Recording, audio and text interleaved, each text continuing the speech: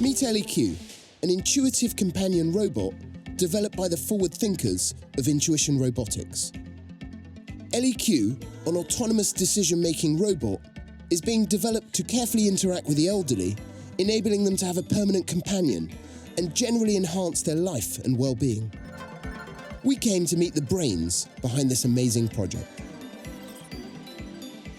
Fantastic to be here. Welcome. Hi, nice to meet you. Jesse. And great to meet LEQ in person. I must say she's quite the charmer. We certainly think so.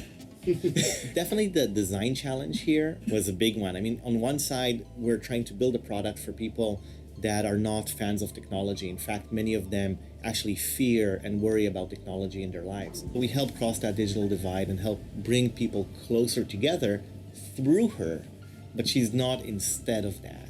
It's nice to see a company who's actually anticipating the future, where effectively all of us will end up. LEQ reminds me to take my meds, arranges rides for me.